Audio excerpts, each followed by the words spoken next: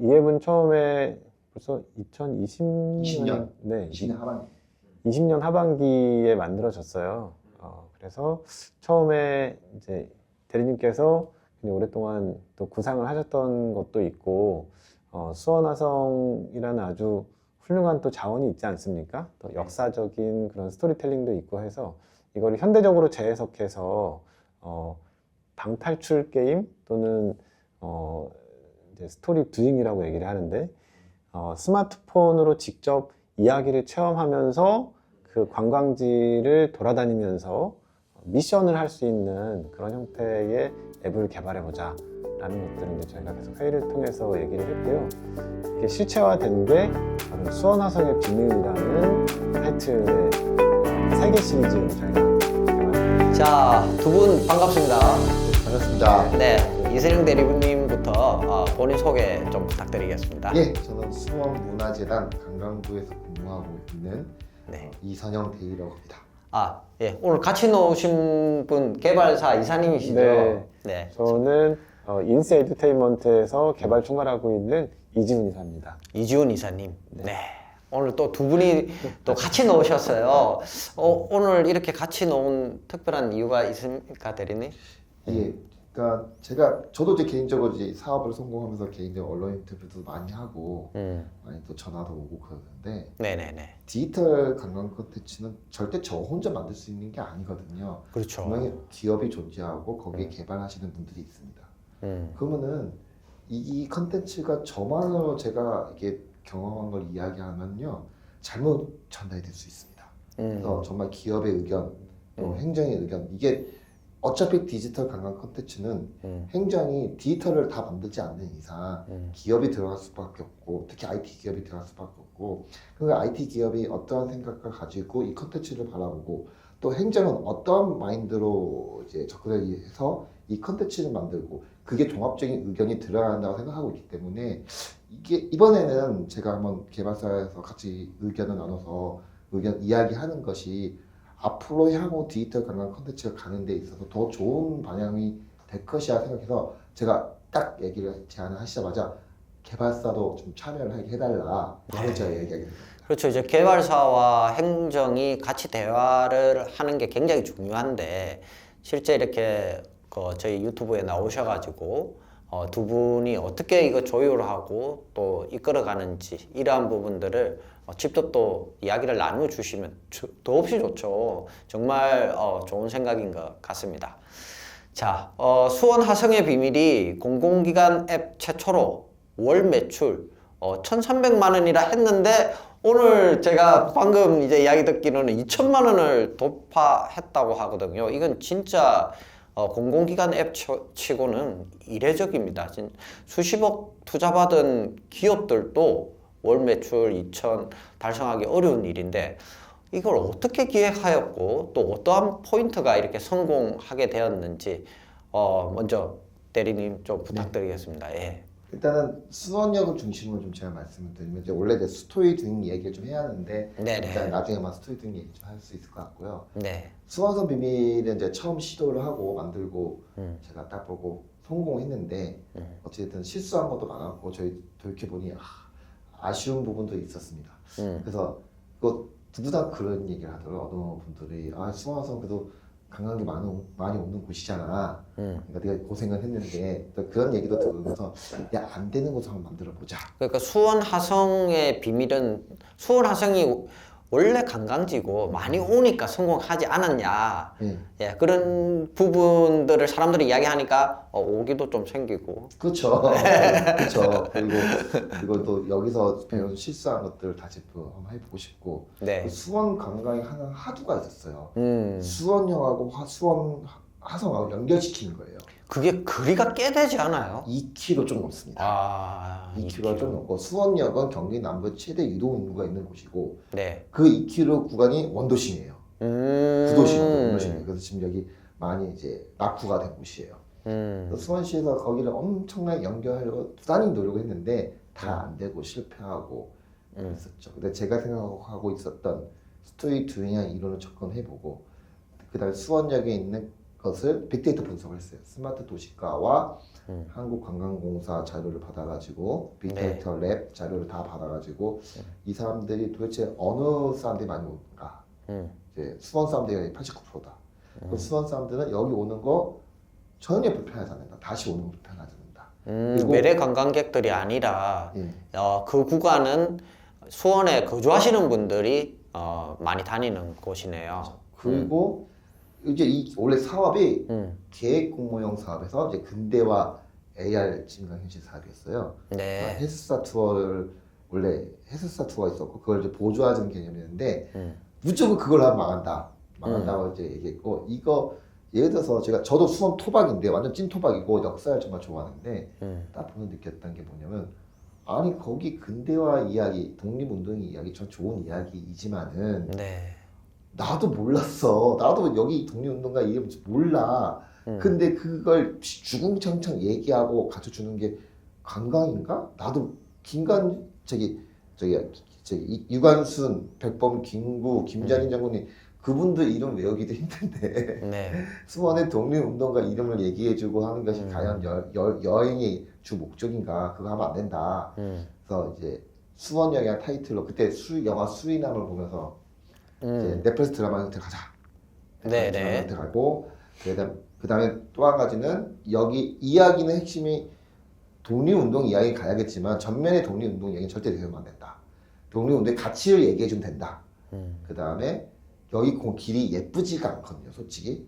도심길이에요. 원도심길. 네. 그러면은 여기에 외부 이 사람이 이 스토리에 몰입하게 더 만들어줘야 한다. 그래서 기술이나 영상, 외부 구조물을 이번에 정말 외부 구조물에 많은 공을 기울였거든요. 그래서 무조건 전화기 같은 게 들어가야 한다. IoT 기반이네요. 그렇게 네, 되면. 그렇죠. 일단 그 수원화성의 네. 비밀이라는 네. 앱이 예. 어떤 앱인지 생소하시고 잘 모르는 분들이 많으실 것 같은데 제가 간략하게 소개를 드리겠습니다. 네네. 이준 이사님 소개 네. 부탁드리겠습니다. 예. 우선 이 앱은 처음에 벌써 20년, 네, 20년 하반기.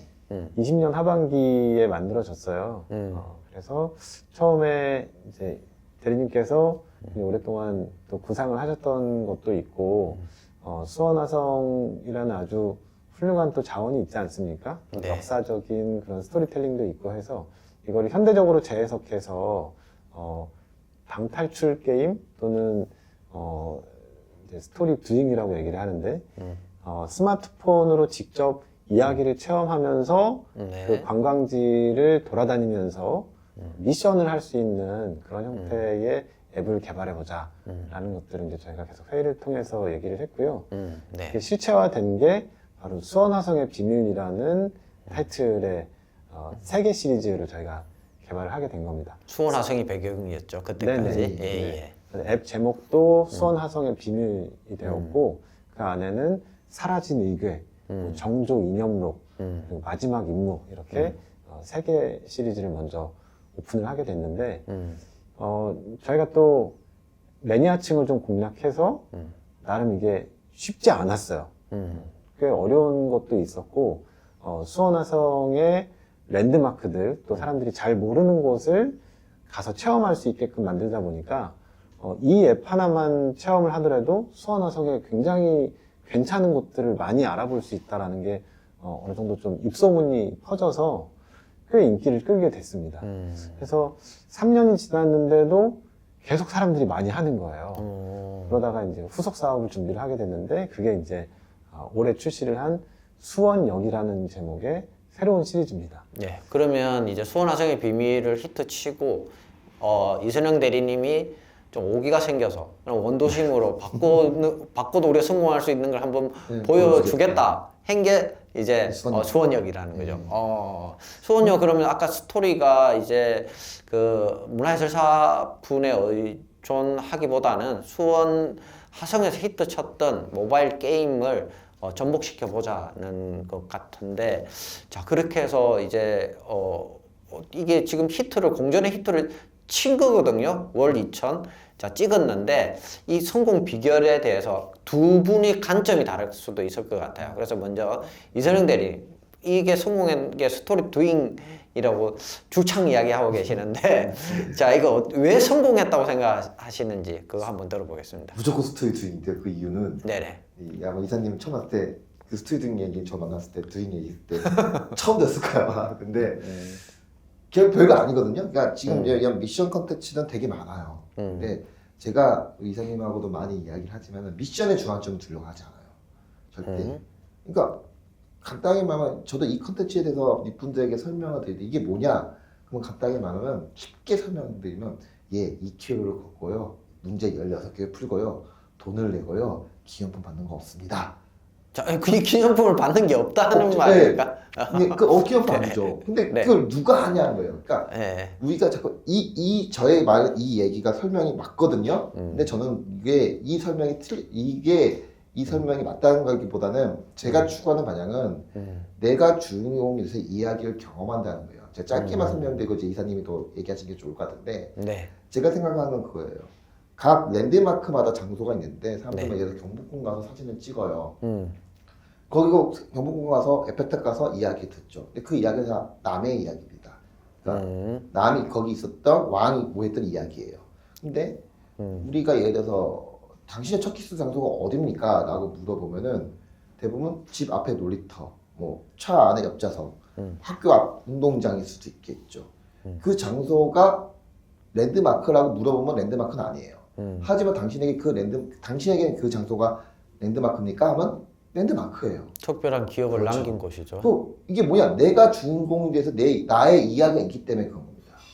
즉 제가 수원화성이든 수원역의 이 원도시 구간이든 이 공간에 사는데 돈을 쓰고 하게 만들려면 내가 주인공이 돼서 나의 이야기를 경험시키게 해줘야 한다는 거예요. 결국 그것이 스토리 두잉이고 3인칭이 아닌 1인칭 방식으로 이야기를 경험시켜줘야 한다. 그러기 위해서 기술이 들어간 거고 영상이 들어가는 거다. 그리고 미션을 하는 거다. 그 원칙하에 이제 만든 거예요. 그거 이제 또 이사님이 또 세부적으로 설명해 주시면 더 좋을 것 같아요. 네, 이제 개발자의 관점에서 한번 들어보겠습니다. 저희 인사이드 테인먼트는 네. 전국에 한 180여 군데의 박물관 또 관광지 이런 데에서 모바일로 체험할 수 있는 콘텐츠를 만들어 오고 있습니다. 아마 전국에서 가장 많은 수의 체험 콘텐츠를 저희가 운영을 하고 있을 거예요. 네. 근데 이제 대리님 만나서 사업에 대해서 같이 얘기를 하면서 가장 놀랐던 거는 저희가 바라보는 관점하고 굉장히 흡사한 관점을 갖고 계시다라는 1인칭 거였고, 관점을 네네. 이야기하는 거죠. 네. 네. 그리고 저희가 뭐 지금까지 만들어 온 것들도 사실 그런 방향으로 만들었기 때문에 이제 수원화석의 비밀을 기획하면서는 오히려 저희가 더 적극적인 자세로 또 역제안을 많이 드렸는데요. 이야기 자체는 굉장히 판타지스러운 이야기고, 몇백 년 전에, 정약용이 수원화성에서 차원의 문을 발견해서 그걸 국가의 이득을 위해서 써야 된다 정조에게 보고하고, 그걸 발견하기 위한 것들이 오랫동안 비밀에 묻혀졌다가 다시 그걸 뭐 찾게 되는, 그리고 그걸 찾게 되는 주인공이 도원이라는 하나의 그 운명적인 인물이라는 어떤 굉장히 그 판타지적인 세계관이고 넷플릭스 드라마에 나올 법한 스토리입니다. 그래서 그런 좀 스토리텔링을 좀 강화한 부분이 있고요. 그리고 또 한 가지 중요하게 생각했던 거는 지금 대님 말씀하셨던 것처럼 이 이야기가 자신의 이야기여야 된다라는 거죠. 사람들이 관광지나 아니면 뭐 멀리 오지에 가서도 사실 발견하고 싶은 거는 그 자연이나 어떤 뭐 지구과학 이런 게 아니거든요. 네. 사실 그 산 정상에 올라가고 막 네. 고행을 하고 이런 것들이 무엇을 발견하기 위한 거야? 결국은 나를 발견하기 위한 모험이잖아요. 그렇죠. 예.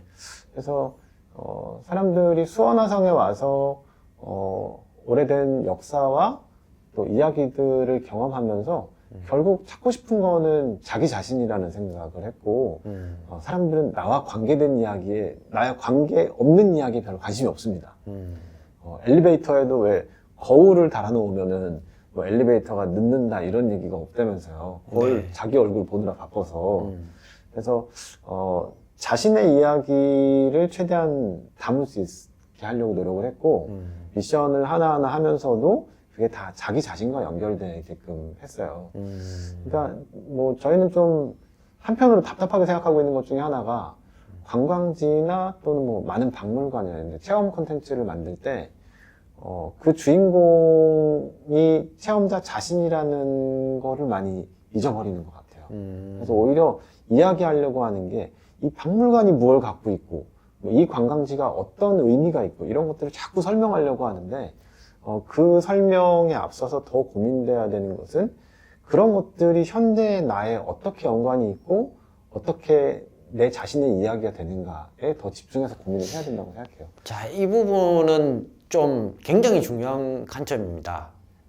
여행 트렌드의 변화와 또 일치하는 부분인데요. 저희가 그전에는 보는 관광이었잖아요. 그래서 내가 어디에 가는가가 중요해요. 에펠탑 앞에서 사진을 찍어야지만 여행 간 거였거든요. 그런데 이제 저도 이제 여행을 하다 보면 외국인들은 내가 어디 있는가도 모르는 친구도 있어요. 이 도시가 어딘지도 몰라요. 그래서 내가 너는 어떻게 도시가 어딘지도 모르고 여행하냐 물어보면 그 친구들이 하는 말은 그게 왜 중요해? 내가 지금 즐기고 있는 게 중요하고 내가 지금 이곳에서 무엇을 하는가가 중요하지 그건 중요한 게 아니라고 저한테 되레요 이야기하는 외국인들을 많이 봤었습니다. 이제 여행이 바뀌고 있는 거거든요. 이제 내가 무엇을 경험하고 어떻게 체험하고 내가 보는 관점을 중요시 생각하는 형태로 바뀌고 있는데 이 부분을 정말 기가 막히게 캐치한 것 같거든요. 네. 그래서 스토리 두잉에 대해서 조금 더 이제 한번 설명을 좀 듣고 싶어요. 이거는 이제 네. 제가 좀 길게 얘기할게요. 네네네. 이야기하십시오. 스토리두잉 그 네네. 주창론자라서 제가 네. 그러니까 이제 저 스토리텔링을 되게 좀 용어를 좀 싫어하거든요.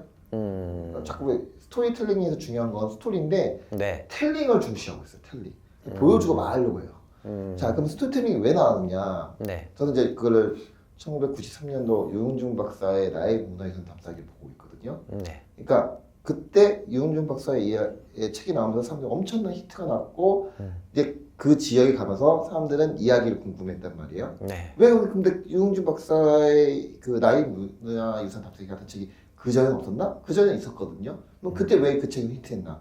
그건 바로 3차 산업혁명이 왔기 때문이라고 보는 거예요. 3차 산업혁명에 의해서 정보화혁명에 의해서 사람들은 그 지역에는 정보가 궁금했던 거죠. 자, 그럼 이제 그 이론을 본다면은 3차 산업혁명에 의해서 사람들은 이야기가 궁금했고 정보가 궁금했고 그 속에 있는 정보와 이야기가 궁금해서 이제 문화관광 해설사 같은 직종이 90년대 말부터 생기기 시작한 거예요. 그건 정확하게 우리 인터넷 혁명하고 걔가 일치합니다. 그때 제가 네. 여행사에서 가이드 했었어요. 예. 네. 근데 지금 4차 산업혁명이죠. 네. 자, 이거를 저희가 자꾸만 4차 산업혁명 대표적인 메타버스 하나의 예로 보고 있어요. 지금 메타버스 많이 욕먹고 있잖아요. 이 이야기를 하면 무리할 것 같은데. 근데 저는 메타버스 네네. 시대 맞다고 보고 있어요. 개념을 또 다르게 네, 생각하시니까. 그 메타버스 시대 맞아요. 근데 문제는 자, 우리가 산업혁명을 네. 자꾸만 기술의 혁신으로 보고 있어요. 3차 산업혁명은 뭐 인터넷 정보화혁명, 4차 산업혁명은 뭐 AI, 인공지능, 스마트폰. 자, 저는 이제 이거를 이야기 관점을 다시 보고 봤으면 좋겠어요. 네. 그러니까 1차 산업혁명은 뭐 이야기가 이제 철도 등장으로 인해서 이야기나 정보가 하루 만에 서울에서 부산까지 이야기를 전달할 수 있는 시대가 온 거고 2차 산업혁명은 이제 텔레비전이나 라디오 그런 게 발견이 되면서 이거 이야기를 실시간에 전달할 수 있었던 거고 네. 3차 산업혁명은 인터넷으로 인해서 전 세계 이야기를 언제든지 들을 수 있고 저장할 수 있는 시대가 온 거고 그럼 4차 산업혁명의 이야기는 무엇이냐는 거예요. 자꾸 우리가 이야기를 그러니까 산업혁명에서 뭐 기술만 하나 보니까 우리가 하는 디지털 관광이 기술만 보고 있는데 저는 이것을 이야기 관점을 좀 보고 싶은 거예요. 그러면 4차 산업혁명에서 메타버스는 무엇이냐? 거대한 가상 공간이냐 이거예요. 저는 그게 아니라고 보고 있습니다. 그 대표적인 영화 레디 플레이그 원, 스티븐 스필버그가 만든 영화, 그 영화를 보면 마지막 대사가 아마 주옥 같은 대사라고 저는 생각하고 있는데 그 어떠한 현실도 가상을 이길 수 없다. 아니 가상도 현실을 이길 수 없다라는 말이 있어요. 그러니까 그 어떠한 그 가상도 현실을 이길 수 없다. 그렇죠. 현실을 이길 수 없다는 거죠. 가상의 여자친구가 있고 현실의 여자친구가 있어요. 자기 현실의 여자친구가 좋죠. 왜 가상의 여자친구가 평생 살 거 아니잖아요. 그만큼 현실을 이길 수 없다는 거예요. 가상이. 근데 왜 자꾸만 메타버스를 하면 우리가 거대한 온라인 세상 뭐 그래픽, 화려한 그래픽. 전 근데 그 메타버스가 대표적으로 예를 들고 있는 제페토나 그런 컨텐츠는 아직도 좀 운영이 되고 있거든요. 네. 대표적인 게 이제 포켓몬고를 예를 들면은 저는 포켓몬고를 해본 적도 없고 재미없습니다. 근데 왜 재미없느냐? 포켓몬고를 하는 이유는 간단해요. 만화 포켓몬고를 본 사람들이 그 세계관을 현실 공간에서 체험하고 싶은 거예요. 기술이 뛰어난 게 아니라 포켓몬고라는 이야기와 그 세계관을 현실 공간에서도 체험하고 싶은 욕구가 있기 때문에 하는 겁니다.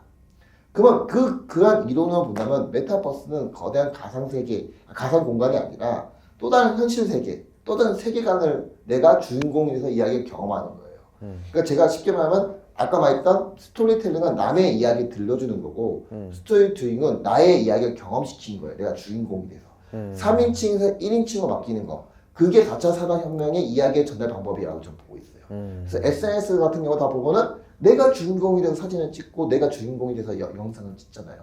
내가 중요한 거예요. 나의 이야기, 내 사진, 내 영상. 그렇기 때문에 4차 산업혁명에서 중요한 이야기의 전달 방법은 내가 주인공이 되는 방법이고 그게 1인칭이고 메타버스도 결국 기술이 아니라 이야기의 혁신이라고 보고 있는 거예요. 사실 SNS도 이제 그 반반인 것 같아요. 3인칭 시점에서 가시하고자 찍는 사람도 있고 또 이제 내가 정말 좋아서 나의 취향을 올리는 사람도 있고 네. 이 딱 전환기 시점에서 이제 앞으로는 스토리 두잉 나 1인치 중심으로 가겠다. 네. 이렇게 봐야 될 것 다만 같은데. 그건 예, 있어요. 예. 제가 이건 조심스러운 얘기인데 네. 스토리 둥이 시대가 와서 스토리텔링을 물리친다는 건 아니에요. 그러니까 컨텐츠 시장은 지금 보면 그럴 수 있을 넷플릭스, 것 같아요. KBS, 네. MBC, 뭐 OTT 엄청나게 다양하잖아요. 네. 그래서 저도 이한 컨텐츠가 뭐 스토리텔링형 컨텐츠가 만들었다고 해서 이게 스토리텔링을 줄이고 이게 완전히 다 지배되는 세상이 올 거라 생각하지는 않고 있고 하지만 그 비중이 늘어나고 있다고 보고 있는 거죠. 그렇죠. 패키지 여행이 없어지진 않잖아요. 예. 그러니까 간편하게 가고자 하는 사람들이 분명히 존재하고 있고 그렇지만 대세는 이제 스토리 두잉이다. 네, 1인칭 오고 시점이다. 예. 그 시장이 지금 커지고 있다.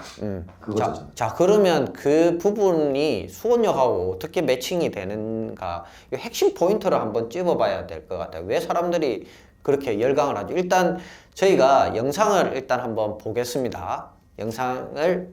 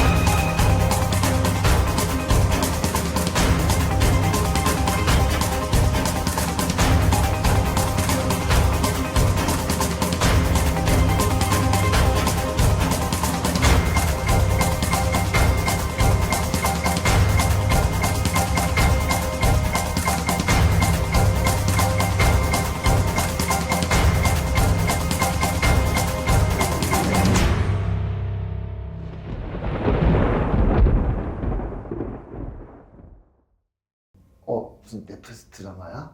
예, 진짜 너무 잘 찍었네요, 진짜. 저희가 예. 처음 기획했을 때 이거 무조건 넷플릭스 드라마 가자. 음. 포스터도 대부분 이제 관광 컨텐츠 포스터 보면은 그냥 그래픽으로 네. 만족한데 저는 그냥 실사 배우 섭외해서 실사 찍읍시다. 그래서 이름 수원역 지어놓고 이제 사람들이 이게 새로 수원에 나온 영화야 드라마야 오해하게 만들자 포스터를 그렇게 만들어놓고 딱 이 얘기 하나만 하고 제가 이제 이사님에게 토스할 건데 그 수원역 제가 스토리 두잉이라는 개념으로 본다면 네. 저희가 이렇게 이화 같은 경우 경기도청 쪽을 해요. 도청 쪽에서 하는데 진짜 관공서가 있는 건물이에요. 경기도청 수원문화원 거기서 뭘 하겠어요? 재밌겠어요 뭘? 안 할 것 같은데. 근데 거기가 네. 옛날에 수원 신사가 있었던 곳이에요. 어... 신사. 근데 저희는 그걸 알고 있었으니까. 그러면 이제 미션을 보면은 미션의 그 조각상이 보면은 하고 이 그중에서 없는 걸 찾아라. 정답은 참배하는 자예요. 근데 맞추면 사람들은 참배하는 자가 왜 나왔겠지? 라고 궁금해하겠죠. 근데 하다 보면 나중에 아 여기가 일본 신사가 있었던 장소였어? 라는 걸 알게 돼요. 그러면 이 미션하고 이야기하고 전달이 되면서 우리가 이제 여기 이제 일본 신사에 대한 이야기를 하게 되죠. 그리고 이제 중앙도서관에 가게 돼요. 도서관 갈 때 사람들 진짜 놀래. 여기 진짜 도서관에가? 비밀의 책이 있어. 그거 찾아봐. 근데 그건 제가 20년 전에 제가 공부했던 장소고 거기에 900 역사라는 곳에 20년 전 그 장소에 그 역사책이 있었던 장소이고 거기에 가면은 역사와 수원 신사와 그게 연계가 돼서 사람들에게 색다른 감동을 줄 것이다 라고 생각해서 이게 만든 거거든요. 즉 우리가 줘야 여기에 무엇이 있는지에 대해서 주구장창 이야기하는 게 아니라 내가 색다른 경험을 통해서 이곳이 무엇이 있는지 알게 된다면 감동을 받을 것이다 라는 생각을 많이 했습니다. 그러면 이제 본인한테 그렇게 미션 게임을 수행하면서 점차적으로 이제 그 자신한테 빠지는 거네요, 이게. 그렇죠. 몰입을 시켜줘야죠. 네. 우리 이사님. 네. 이 이야기에는 총 4사람이 등장을 하는데요. 네. 한 명은 도망치고 있는 천재 해커 소녀, 그리고 그녀를 도와주고 있는 사이버 수사관 형사, 그리고 의문의 인물 이제 조직원이 한 명, 장만식 요원이 등장하고요. 이게 접니다. 네, 그다음 나머지 또 한 명이 바로 이 게임을 진행하고 있는 플레이어입니다. 이렇게 4명이서 모험을 진행을 하게 돼요. 그래서 이야기의 주인공 중에 한 명이 되어서 마치 가상의 세계 속에서 내가 같이 모험을 하고 있는 것처럼 현장을 같이 모험을 하게 됩니다. 그래서 현장감이 매우 좋고요. 또 영상과 이런 것들을 정말 넷플릭스 드라마처럼 만들자라는 컨셉으로 만들어서 기존의 것들이 지금 메타버스 나오는 컨텐츠들도 많이 그렇지만 이제 게임에 포커스를 두고 있는 경우가 많고 그 전에 이런 방탈출 게임이나 이런 것들은 뭐 오히려 보드 게임에 가까운 그런 형태가 많았습니다. 근데 차츰 발전되어 온 것 같아요. 그게 어떻게 보면 유저들의 눈높이와 같이 성장했다고 볼 수 있거든요. 네.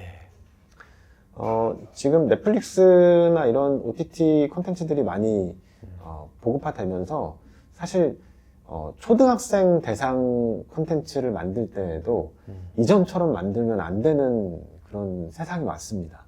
사실 오징어 게임이나 이런 콘텐츠가 뭐 15세 이상 등급이잖아요. 그럼에도 불구하고 초등학생들한테 선풍적인 인기를 끌었단 말이에요. 그래서 이제는 초등학생들조차 우리가 뭐 안녕 얘들아 뭐 이런 캐릭터로 사실 설득하기가 어려워요. 그러다 보니까 그런 눈높이에 맞춰서 좀 더 복잡한 스토리, 좀 더 몰입감 있고 흡입력 있는 그런 이야기가 필요했습니다. 이게 두 분이 궁합이 맞는 게 일단 대리님은 스토리 중심으로 몰입시키고 그 다음에 또 이사님은 원래 또 게임사 출신이에요. 그러다 보니까 이제 심리나 이제 마케팅 관점을 잘 아시니까 이게 개발에 녹여나니까 두 분이 궁합이 맞는 것 같아요. 오늘 이야기를 나눠보니까. 예. 저희가 실제로 네네. 물론 이제 대리님이 어떤 주요 스팟이나 이런 것들을 워낙에 또 잘 아시기 때문에 네. 저한테 자세하게 또 그런 정보들을 많이 제공을 해주셨고 또 구체적인 시나리오나 뭐 배역에 대한 것들 또 미션 내용들, 퍼즐 이런 것들은 또 직접 뭐 제가 집필을 하기도 했고 했는데요. 캐스팅에 일부러 제가 그 장만식 요원 역으로 대리님을 캐스팅을 한 거예요. 제가 들어가고 싶다고 했어요. 기습권으로.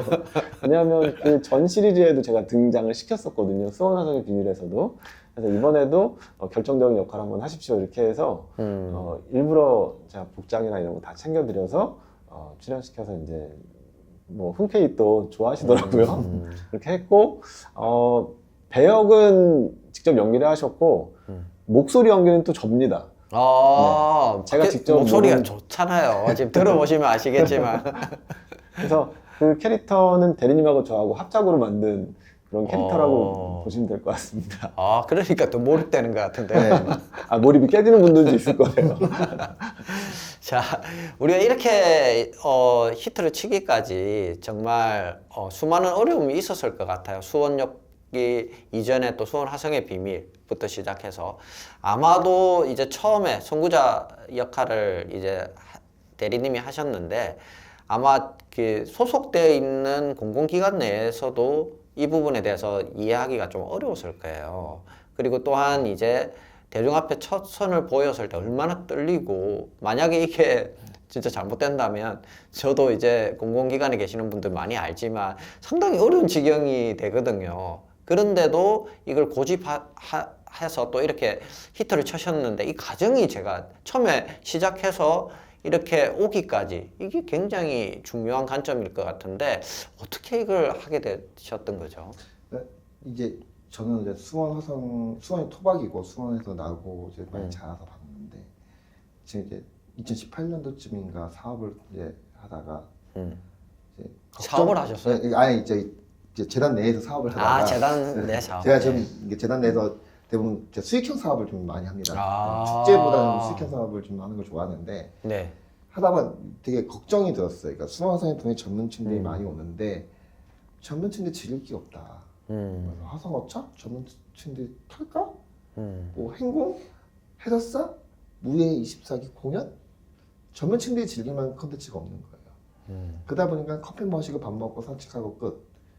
재단이 해야지만 계속 하고 있는 게 단순 행사성 행사. 뭔가 이거 벗어나야 한다.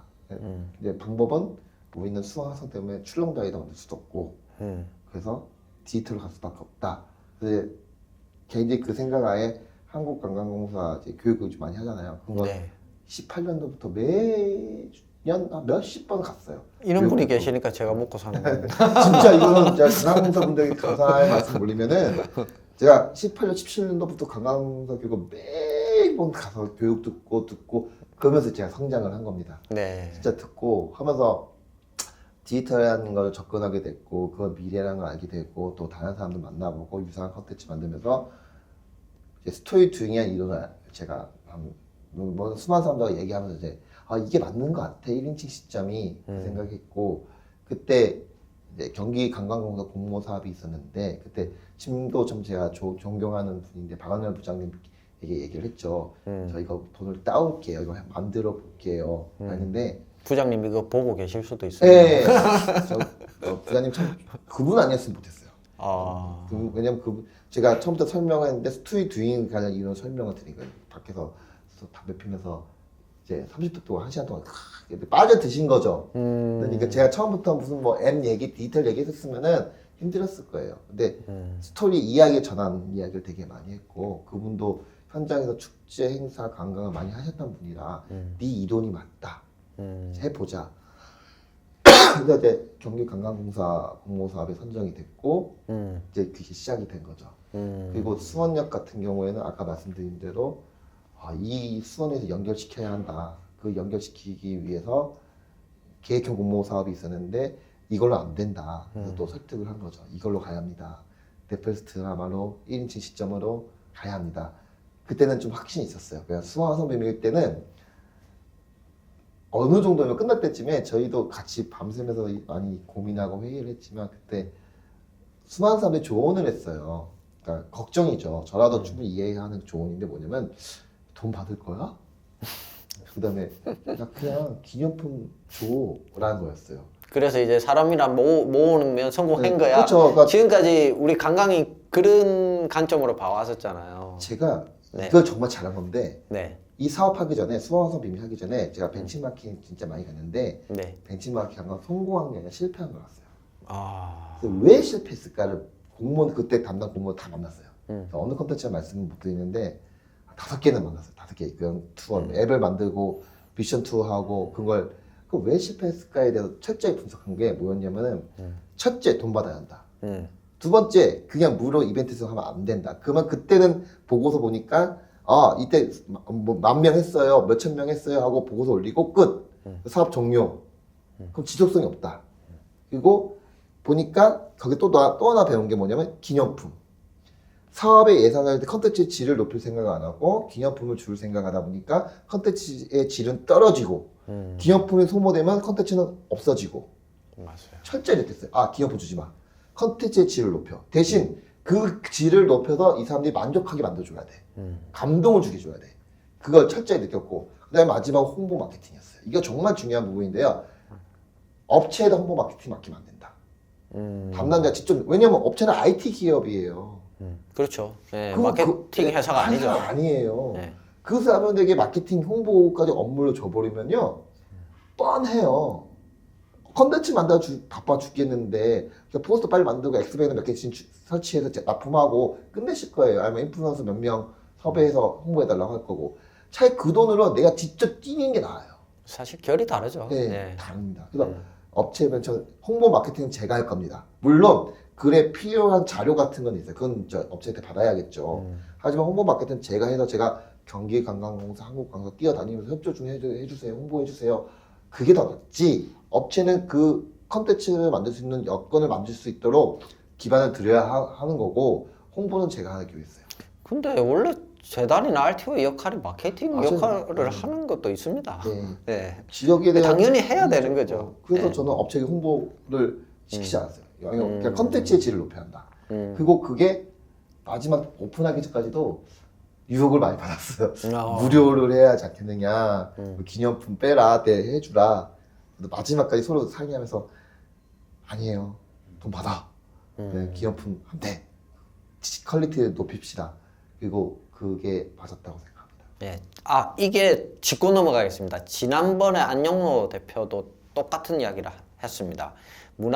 문화기획자로서 이제 공짜는 절대 안 된다. 그래서 이제 사업을 이제 수행하는 형태를 취하는 회사가 되든 뭐 단체가 되든 무조건 유료로 꼭 하게끔 해야 된다. 그래야지 결과가 나온다고 이야기했는데 똑같은 이야기를 또 대리님도 하시네요. 예, 요 부분은 정말 그 보시놓고 계시는 분들 진짜 이거는 반드시 지키도록 해야 될 부분인 것 같습니다. 조금 더 추가로 말씀드리면 네. 그거는 또 콘텐츠에 대한 어떤 자신감이 수반이 돼야 된다고 생각을 합니다. 저희 이번에 이제 수원역 그 오픈했던 것들을 예를 들어서 말씀을 드리면 네. 일단은 저희가 뭐 제작비를 아끼지 않고 쏟아부었던 것도 있지만 기본적으로는 장기적인 시각이 있어야 된다고 생각을 해요. 저희가 항상 모든 잘못되는 것들에는 항상 너무나 짧은 시각, 너무나 단기적인 시각이 원인이 아닌가 싶고요.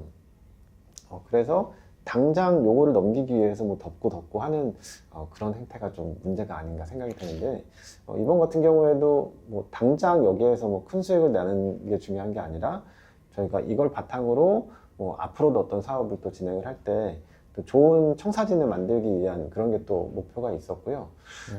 그 다음에 또 콘텐츠에 또 쏟아부어서 만든 만큼 제대로 또 평가를 받아보고 싶었는데 실제로 이거는 정량적인 비교가 되어줘야 돼서 내부에 이제 설문조사나 이런 것들을 다 넣었습니다. 그래서 저희는 이게 드라마나 영화에 준하는 시나리오 그리고 그런 몰입감과 퀄리티 또 플레이 타임 그런 것들을 종합적으로 비교를 해서 유사하게 비교해 볼 수 있는 게 이제 방탈출 카페라던가 또 극장 영화 관람 이런 것들하고 한번 비교 선상에 놓고 설문조사를 했었습니다. 그래서 저희는 한 편에 8,000원을 받고 있어요. 근데 이 한 편을 했을 때 만족도가 플레이 타임과 여러 가지 것들을 다 종합적으로 비교했을 때 방탈출 카페 또는 극장과 비교했을 때 어떤가 훨씬 더 나은 경험이었고 만족도가 굉장히 높았다는 결과가 나왔거든요. 그래서 그렇게 따지면은 극장이나 방탈출 카페를 이용하는 이용 요금과 비슷하거나 혹은 더 받아도 사실 문제가 없다라는 게 증명이 된 셈이에요. 그래서 네.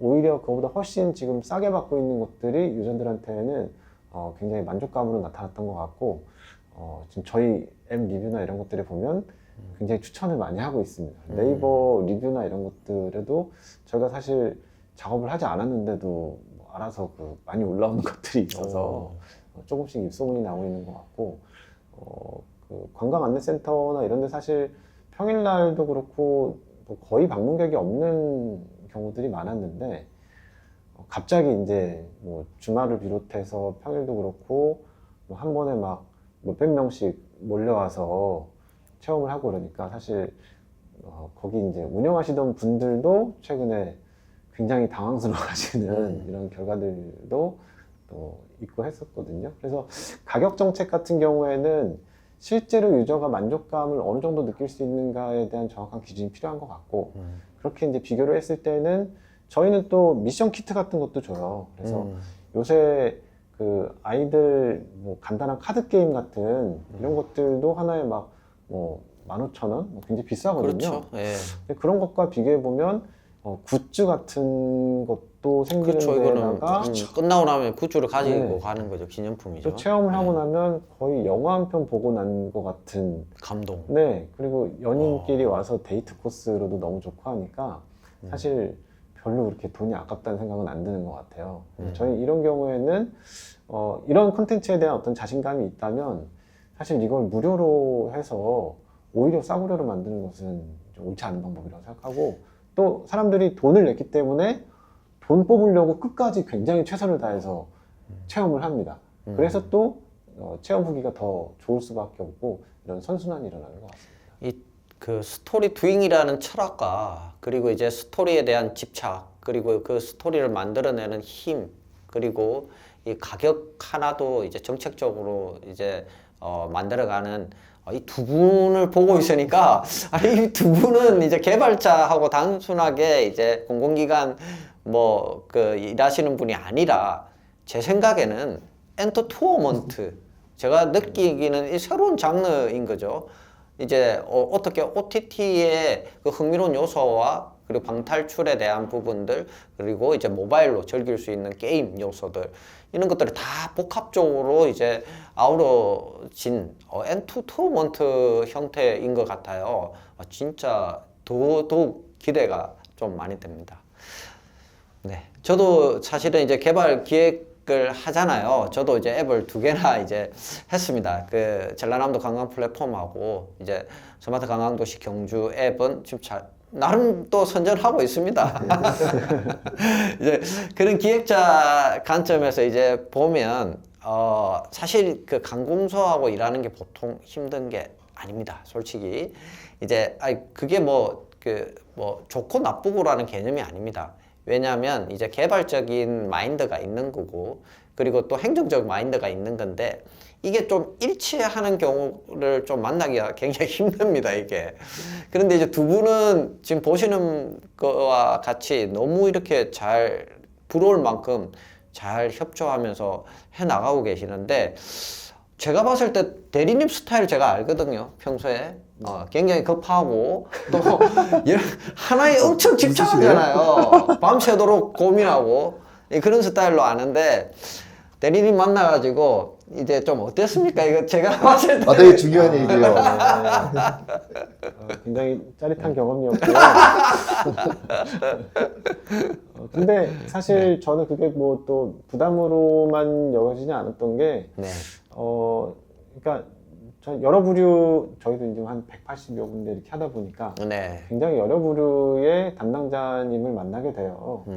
근데 중요한 거는 같은 방향을 바라보고 있는가인 것 같아요. 그렇죠. 저희 같은 경우는 정말 콘텐츠가 양질의 콘텐츠가 나와서 이 체험자들로 하여금 또 좋은 평가를 얻을 수 있는 또 그런 게 또 저희가 살아남는 방법이라고 생각을 하고요.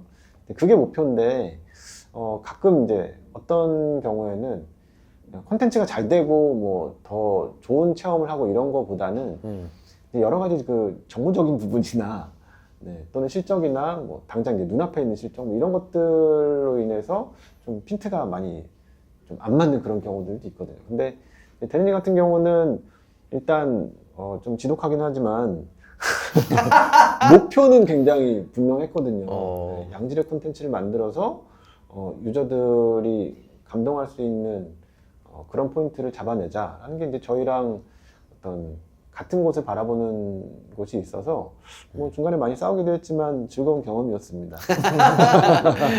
그럼 대리님 입장에서는 사실 이제 우리가 이거 촬영하기 전에도 개발사의 문제인가 행정의 문제인가 네. 이야기했잖아요. 네. 근데 서로 사실 상반적이었는데 네. 어때요? 개발사하고 일한다는 게?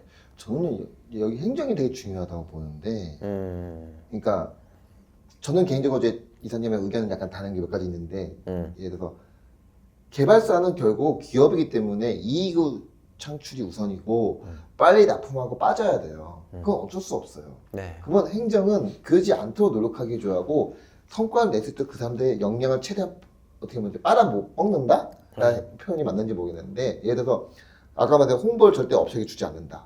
그 홍보하지 말라는 게 아니라 그 시간에 양질의 컨텐츠를 만들 수 있도록 더 컨텐츠의 역량을 쓸 수 있는 시간을 주는 거예요, 저는. 그리고 컨텐츠를 어떻게 만들어야 돼? 명확하게 비전과 방향을 명확하게 줘야 돼요. 그리고 어찌됐든 업체예요. 업체가 지역에 대해서 더 잘 알까요? 모릅니다. 그렇죠. 네. 그거 아는 그거는 사람은 맞는 말입니다. 저희예요. 제가 이제 유사 어디 보면 저희도 이제 저희 앱 보면 여기 안에 쿠폰을 주는 앱이 있어요. 쿠폰을 준다면 이제 상가들 다 만나야죠. 그 상가 만나 협조 구하는 거 왜 업체에 시킵니까? 제가 해야죠. 저희가 했는데요. 네. 그렇게 안 한다고요. 저는 수원문화재단 직원이기 때문에 상인들이 저를 알아요. 저를 알기 때문에 협조해달라면 협조해줘요. 업체 가면 협조가 될까요? 쉽지 않습니다. 그렇죠. 시간이 오래 걸리죠. 그렇죠. 되긴 되죠. 네. 근데 거의 뭐 그 업체에 가서 살아야 되는 거죠. 예, 그러니까 저는 그거 제가 다 했고 관계기관 협조 같은 경우 제가 다 했고 그거에 대한 아이디어도 야 여기 너 들어가야 돼 이렇게 들어가야 돼 여기는 예를 들어서 이런 얘기 하지 마 이 얘기 해야 돼 기본 틀과 방향을 명확하게 제시해 줘야 돼요. 여기는 이 얘기하면 절대 안 돼 이 얘기 해야 돼 여기 뭐 수원 신사가 있어 도서관 내가 협조할 테니까 무조건 도서관에 책 만들자 뭐 부국원에 전화기 넣자 내가 코레일 협조 받을게 코레일 뭐 거기 전화기 배치합시다 그거 내가 해야 돼요. 내가 제안해야지 업체에게 제안 받을 생각하지 말고 내가 해야 합니다. 그리고 그거에 맞춰서 업체는 또 열심히 또 아이디어를 짜고 만들죠. 아이디어 가져와서 저도 마음에 안 드는 건 저도 같이 싸우면서 바꿔요. 결국 방향은 행정이 제시를 해줘야 돼요. 그러니까 업체가 놓을 수 있도록 그 공간을 명확하게 제시해주고 거기서 업체가 최대한 그 활용해서 좋은 컨텐츠가 나올 수 있도록 그 공간을 확보를 해줘야 돼요. 궁금한 게 이제 두 분이서 기획을 할 때 툴을 어떻게 쓰죠? 뭐 피그마를 쓸 수도 있고 아니면 그 대리님이 스케치해줘서 전달해 줄 수도 있는데 아니면 진짜 대화로만 할 수가 있는데 어떻게 두 분이 하세요? 대화 현장? 거의 안 한다고 보시면 됩니다. 근데 저는 이게 좀 궁금했어요. 네. 두 분이 어떤 식으로 할까? 뭐 네. 대리님은 굉장히 아날로그 방식이고 저는 아날로그입니다. 일단 저는 그게 제작사의 의무라고 생각을 해요. 일단은 만들어 와라가 뭐 기본이어서 일단은 저희가 더 이상 손댈 필요가 없을 정도로 완벽한 걸 만들어 옵니다. 그러면 그거를 또 다 막 파헤쳐가지고 이거 바꾸고 저거 바꾸고 이렇게 하자는 것들을 또 많이 의견을 주시고 저희는 그거를 최대한 또 반영하고 거기에 더 좋은 의견을 붙여서 또 제안을 드립니다. 그래서 저희가 내놓은 결과들은 양쪽의 치열한 고민을 통한 끝없는 시너지 효과를 통해서 나온 결과물이라고 말씀드릴 수 있을 것 같고 보통은 아마 이렇게 하기가 좀 어려울 것 같아요. 네, 일반적이지 않아요. 지치기도 하고 네. 또 그 와중에 원래 그 하려고 했던 그런 취지가 많이 흐려지면서 그 본연의 콘텐츠의 이런 중심이 흔들리기도 하고 많이 그럴 것 같은데 뭐 워낙 저희도 굉장히 고집이 있고 또 대리님도 무지무지한 고집이 있어서 그런 중심을 잘 흔들리지 않고 끝까지 잘 지켜냈던 것 같습니다. 이게 이제 아주 중요한 포인트예요. 이제 개발을 하고자 하는 분들한테는 사실 이제 우리가 개발사들은 요구사항 정의부터 하잖아요. 이 개발의 범위를 정하는 거죠. 어디서부터 어디까지냐. 딱 정하고 나서 이제 예를 들어서 1번부터 10번까지라면 11번 안 하잖아요. 우리 가업 끝나서니까 그만둘래. 보통 이렇게 하는 게 일반적이거든요.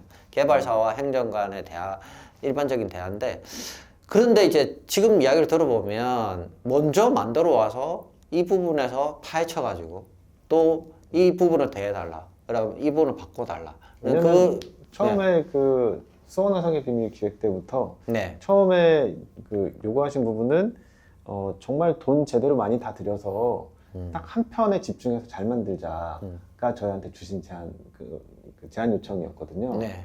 근데 저희는 그렇게 완벽한 콘텐츠를 3편을 만들겠다. 오. 그러면 너무 저는 힘들었어요. 한 편 제대로 만들고 2편은 저희는 약간 네. 보너스 형태로 만들어드리는 그런 형태를 제안을 했는데 네.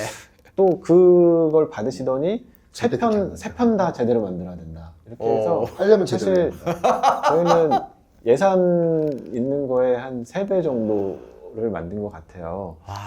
근데 뭐 결과적으로는 그렇게 된 게 유저들한테 또 좋은 반응을 얻게 된 결과가 됐고 뭐 그걸 자양분 삼아서 또 후속작까지 만들게 됐으니까 뭐 아까 말씀드렸듯이 길게 본다면 저희는 이제 성공한 사례라고 볼 수 있겠고 당장 짧게 본다면은 그때 당시에는 실패라고 할 수도 있겠죠. 이게 사실은 이제 한 걸음씩 이제 양보하는 거예요. 네. 사실은 어떻게 처음부터 요구 사항이 다 정확하게 그 넣을 수 천재 아니면 불가능하죠, 그게. 예.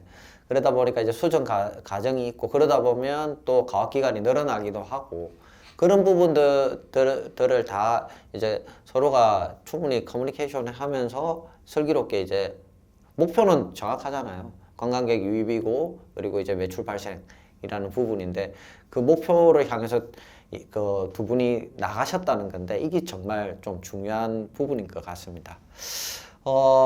이제 아무리 좀 그 특출난 기획이라 하더라도 보통 이제 대리님이 기획을 좀 많이 하시는 것 같은데 개발이 뒤따르지 않으면 또 이게 우리가 빠그러진다고 하죠. 이제 그런 경우는 너무 많습니다. 그리고 또 혁신적으로 또 개발을 하고 솔루션을 제시해 준다 하더라도 공무원들이 이해를 못해서 사업화되지 못하는 경우도 굉장히 또 많거든요. 그래서 이제 어제도 우리 그 협회 내에서도 이야기를 했었잖아요. 개발사의 문제인가 행정의 문제인가라는 부분을 이제 이야기를 했었는데 이 부분은 조금 더 이야기를 해야 될 것 같아요. 그래서 이제 결국은 이제 개발사 그 돈만 밝히고 이제 가업기가 끝나면 책임지지 않고 나가버린다는 관점을 가지고 있고 행정은 이제 행정에서 해야 될 역할을 정확하게 하고 있는가 그냥 개발사한테 다 떠넘기고 하고 있지 않느냐라는 부분인 것 같아요. 근데 이제 이러한 부분에서 각각의 입장에서 한마디만 좀 해주셨으면 합니다. 저는 아까 서두에 잠깐 얘기했듯이 한국관광공사 교육을 정말 많이 들었거든요. 저는 거기서 성장한 거라고 저는 생각하고 거기서도 네트워크 만들고 성장을 진짜 많이 했습니다. 많이 배웠고요. 한국관광공사의 아들. 예, 그렇군요. 지금도 전혀 관계 없습니다. 지금도 듣고 있습니다. 지금도 듣고 하는데. 네네 그러니까 맞습니다. 저는, 네. 대리님 오십니다. 저희 그 교육하면 오세요. 네네. 예. 맨 앞줄 앉아서 하는 교육 듣습니다. 맞습니다. 네. 근데 저는 그래요. 그러니까 아까 지금이 3차 산업혁명 때였다면 아마 행정의 책임이 크지 않았을 거예요. 근데 지금 3차 산업혁명에서 4차 산업혁명 왔고 가도기적 관점이기 때문에 결국 이거에 대해서는 민간에게 맡기기보다는 관광 같은 경우는 특히 관에 투자가 돼야 한다면 행정하시는 분들이 배우고 공부를 해야 돼요. 4차 산업혁명에 의해서 현재 지금 관광이 어떻게 변화하고 트렌드가 어떻게 변하고 있는 거에 대해서 현장에서 공부를 하시지 않으면요 바뀌어지지가 않아요. 그렇게 하기 때문에 중간 조직이 있는 거고 예산도 이렇게 주어지는 거기 때문에 그게 만약에 안 된다면은 결국 예산은 간을 통해서 주는 게 아니라 직접 기업이나 민간에게 줘야죠. 이제 그렇게 앞으로 점점 그렇게 되어 가고는 있다고는 알고 있는데 그래도 중간 조직이나 간이 필요한 거고 그렇다면 저는 행정이 변화해야 한다. 그 다음에 행정하시는 분들 공부하셔야 한다. 근데 그 공부라는 것이 지금 한국관광공사 교육을 얘기를 했지만은 또 다른 교육도 많이 있겠죠. 뭐 지금 대단히 많은 뭐 사업들이 분체부나 관광공사 그런 사업들이 하고 있는데 거기서 뭐 행정하시는 분들의 조직의 교육도 되게 중요한 부분이라 보고 있습니다. 그래서 그거는 행정하시는 분들이 정말 한국관광공사 같이 그런 교육 제도를 만들어 주시고 또 그 교육을 누구나 들 수 있게 오픈해 주시고 또 그 교육을 듣게 해 주셔야만 변한다. 결국 사람을 바꾸고 제도를 바뀐 건 교육이다. 저는 그렇게 생각하고 있습니다. 네. 개발사 입장에서는 어떻습니까? 저는 사실 뭐 대리님은 그런 기관의 입장에서 각성해야 되는 부분을 좀 더 말씀하신 것 같은데 저는 사실 제작사가 다 잘해야 되는 부분이라고 생각합니다. 여러 가지 제약 요건 때문에 뭐 개발을 제약을 받아서 잘 못하지 않는가, 뭐 또는 컨셉이나 이런 것들을 원하는 만큼 펼칠 수 없지 않는가라는 거에 대해서는 사실 과거에도 그랬고 지금도 그렇고 앞으로도 그럴 거거든요. 그래서 그거를 돌파해내야 되는 것이 제작사의 몫이지, 그리고 이게 더 좋은 거고 이런 방향으로 가야 됩니다라는 것들을 설득해내고 또 제안하고 그걸 증명해내는 게 개발사의 몫이지, 그게 그 환경이 자연히 알아서 다 만들어줄 거라고 생각한다면 그거는 앞으로도 영원히 없을 거라고 그냥 생각하시는 게 맞는 것 같고, 제작사가 그런 것들을 계속 증명해 나가는 게 어떤 숙명적인 일이 아닌가. 그리고 그 어려운 상황에서 그걸 다 뚫고 나가서 히트를 치고 또 사용자들한테서 좋은 평가를 얻어내는 게 개발사가 해야 될 일이 아닌가 생각하고요. 뭐 단적인 예로 저희는 뭐 현재 이제 뭐 울릉도, 제주도 비롯해서 전국 각곳에 수십 개의 콘텐츠, 체험 콘텐츠를 관광지나 박물관을 다 운영하고 있는데, 네. 사실 대부분의 회사들이 주말에 쉬잖아요. 네. 근데 공교롭게도 관광은 다 주말에 훨씬 더 많이 하거든요. 맞아요. 그래서 네. 저희가 앱에 카톡 실시간 문의 버튼이 있어서 뭐 체험하다가 뭐가 안 되면은 실시간 문의로 다 이제 문의를 주신단 말이에요. 네. 그러면은 평일보다는 주말에 문의가 훨씬 많이 와요. 근데 저희는 그런 것들 거의 실시간으로 다 답변이나 안내를 해드리고 있어요. 근데 대부분의 사업체들에서 사실 주말에 그렇게 휴일날 대응하는 게 쉽지 않거든요. 근데 이제 이런 것들이 고객 입장에서, 체험자 입장에서 바라보면 너무나 당연한 건데, 이제 기업 입장에서는 우리 쉬는 날인데 그걸 어떻게 하냐. 근데 이런 태도로 진행을 하면 사실 답이 없는 거예요. 그래서 고객들이 만족할 수 있게끔 또 뭐 기관이나 또 클라이언트 뭐 이런 저희가 상대하는 모든 분들이 다 만족할 수 있게끔 해내고 증명해내는 게 기업의 역할, 또 해야 될 일이라고 생각하고, 제작사들이 좀 더 그런 마인드로 임한다면은 좀 더 양질의 콘텐츠가 나와서 더 많은 분들을 설득할 수 있게 되지 않을까, 저는 그렇게 생각하고 있습니다. 여기서 이제 여러분들이 약간 오해할 수 있는 부분이 있을 수는 있어요. 우리 일반적으로 개발사라고 하면 SI 업체, 이제 퍼블리싱 중심의 개발사들을 많이 이야기를 해요. 근데 그런 업체들 같은 경우는 이제 CS 조직이 없는 경우가 많아요. 예, 개발자만 이제 있는 경우가 많죠. 그럴 경우에는 사실 소화 안 됩니다. 이제 뭔가 문제가 발생하더라도 그러면 이제 공무원이 난처해집니다. 이제 행정에 계시는 분들이 서비스를 이제 운영하는 쪽에서는 이제 그러한 부분들을 잘 받아줘야 되는데, 이제 운영의 주체가 명확하지 않고 개발사는 이제 개발이 다 끝났기 때문에 CS 부분에 대해서는 몰라라 하는 경우가 많기 때문에, 이렇게 할 경우에 이게 이제 CS가 유지 보수이냐라고 이야기하면 또 할 말은 없거든요. 그런 부분이 조금 이제 저희가 관광 쪽에서 그 개발사와 트러블이 맞는 부분은 분명합니다. 그런데 오늘 또 다른 회사를 봤지 않습니까? 개발도 하지만 그리고 CS까지도 책임질 수 있는 이러한 회사들도 많습니다, 사실은. 그런데 이제 이러한 부분을 정확하게 알지를 못해서 사실 엇박자가 나는 경우도 많을 것 같습니다. 그래서 이런 부분을 한번 짚고 한번 넘어가도록 하겠습니다.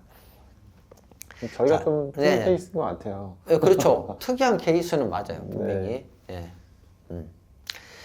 지난 대리님이 제가 강의에 초대했잖아요. 저희 회사는 이제 코스트는 한국관광공사의 용역을 수행하는 용역 사업들을 하고 있는데, 관광도래 PD 분들을 대상으로 강의를 이제 저희가 요청을 했어요. 근데 이제 흔쾌히 또 수락해 주셔서 이제 교육하러 배우러 가는 게 아니라 이제 강의를 하러 갔는데, 그때 제가 굉장히 인상적인 한마디가 지금도 기억에 남는데요.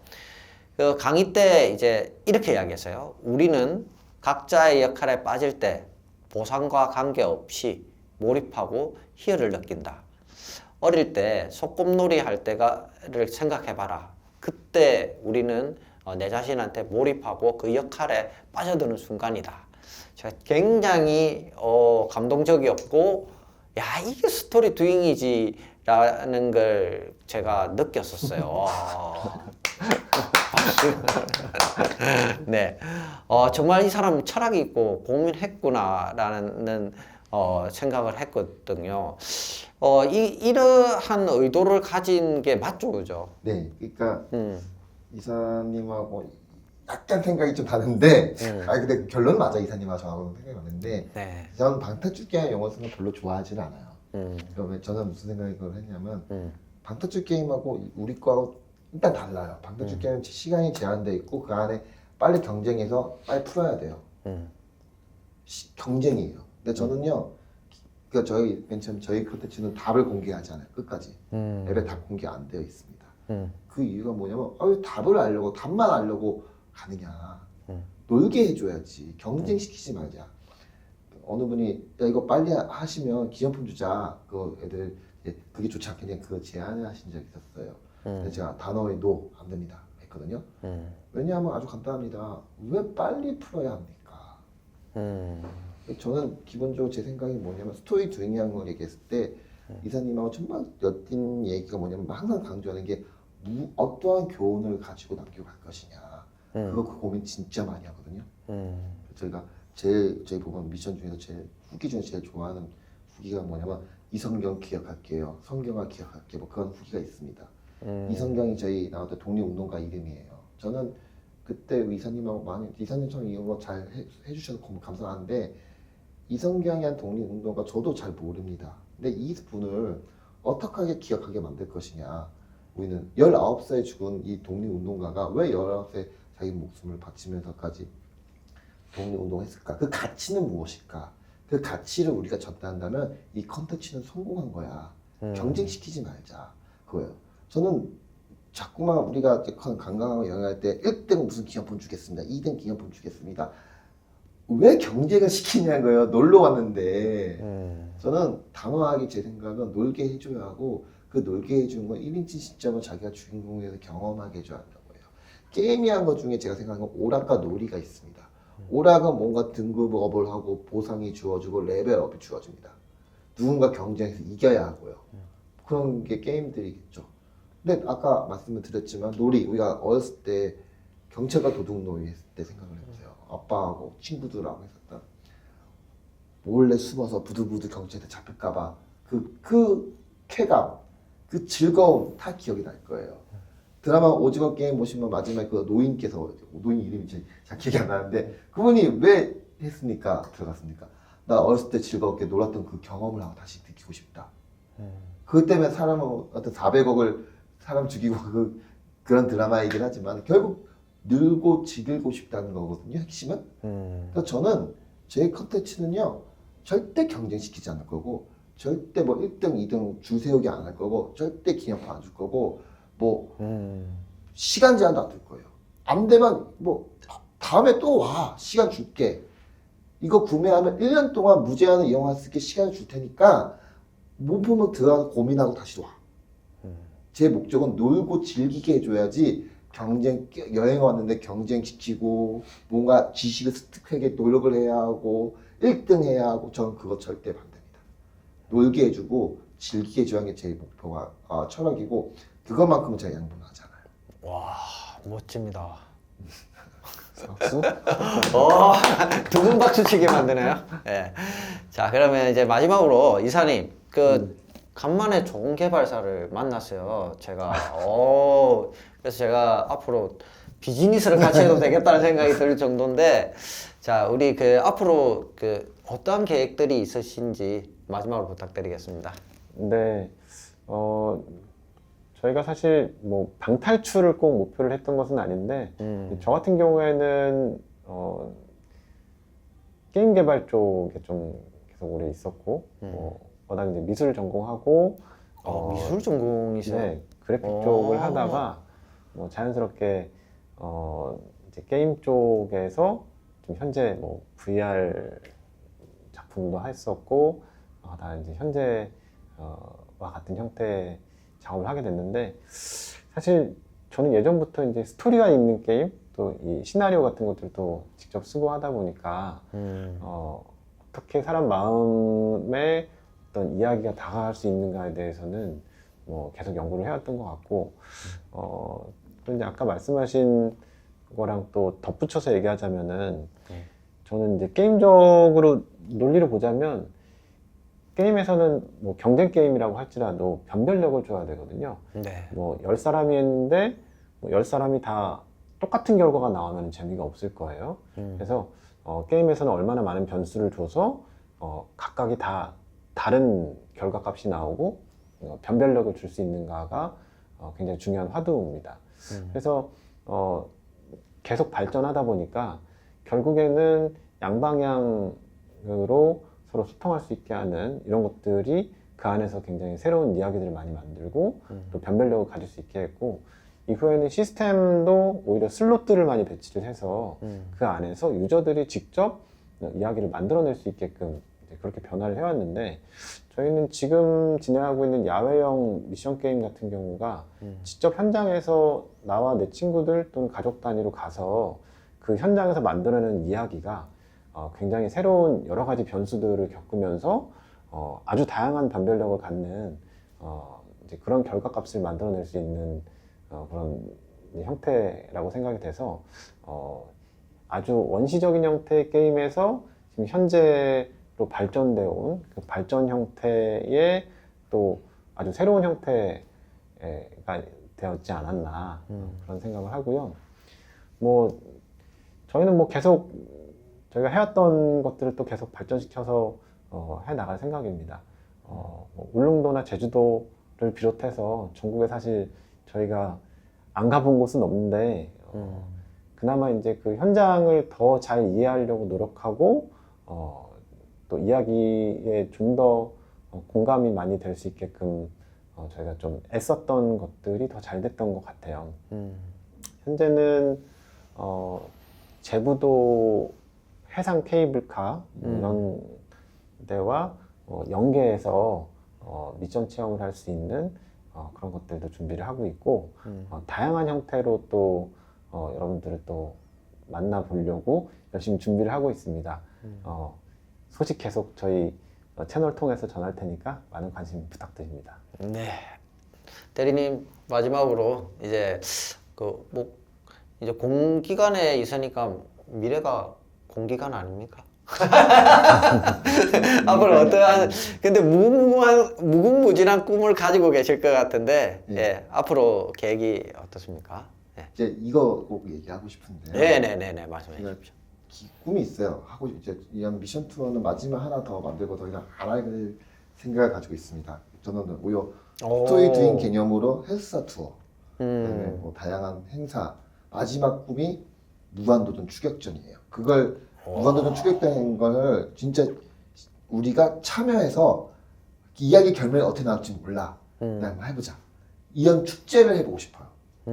제가 이걸 하기 위해서 지금까지 지금 수원사업이나 수원역 그런 거 다 지금 예행 연습을 하고 있는 거거든요. 이번 같은 경우 뭐 외부 구조물에 대한 반응이 어떨까 이런 것도 하면서 나중에 몇 년 뒤에 그런 축제를 진짜 축제라는 것이 다른 사람들이 공연하고 행사하고 보기만 하잖아요. 경험 체험해야 하더라도 뭐 그냥 무슨 뭐 만들기 체험하고 어디든 축제가 거의 다 비슷합니다. 네. 그리고 저는 축제가 나쁘다는 건 절대 아닙니다만은 젊은 세대들이 축제한다고 거기 가지를 않아요. 요즘은 잘 불꽃 축제나 뭐 벚꽃 축제 같은 거 가지만은 뭐 그게 축제에 젊은 사람들이 한다고 해서 그 지역에 가지는 않아요. 그래서 저는 이런 색다른 축제의 개념을 스토리 두잉 형태로 한번 해보고 싶고 젊은 사람들이 몇 시간 동안 한번 즐겨봐, 체험해봐, 경험해봐 이야기를 각자의 역할에 빠져서 한번 놀아보게 해주고 싶어요. 그래서 그게 한번 만들어보고 싶고 그걸 실패하면 안 되기 때문에 지금 이제 하나씩 제가 실험하고 도전하고 신화하고 있는 겁니다. 이걸 보고 계시는 문체부나 혹시 관광공사분들 있으면 예산을 좀 주시면 제가 더 한번 도전을 해서 앞으로 이런 걸 만들어 볼 테니 돈 조그만 예산만 주세요. 수원시의 수원문화재단에 저희 참고로 우리 문화재단 대표 이사님이 정말 돈 따오시려고 정말 노력 많이 하고 계시거든요. 그러니까 좀 혹시 보시면 수원시에 이런 기획을 하고 있는 인재가 있으니 예산을 좀 주시면 만들어 보이도록 하겠습니다. 저도 아시죠? 저도 해남 미남 축제 2회 총감독을 네. 했습니다. 같이 한번. 네. 예산만 주시면 제가 한번 만들어 보겠습니다. 예. 정말 두 분 대단하신 것 같아요. 제가 오랜만에 정말 멋진 분들을 만난 것 같아요. 행정에 계시지만 정말 행정의 한계를 뛰어넘었다고 저는 그렇게 표현을 하고 싶어요. 왜냐하면 제가 지금까지 수많은 이제 공무원들을 봐왔지만 저 이런 분은 처음 봤거든요. 그래서 제가 어디 가면 맨날 이야기를 해요. 정말 이런 사람 없다. 항상 이야기하고 돌아다닙니다.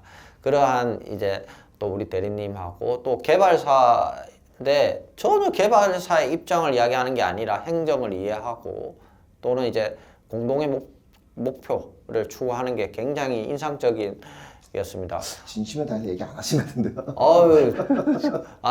제가 봤을 때는 이상 없어요. 두 분 제가 봤을 때 이상 없습니다.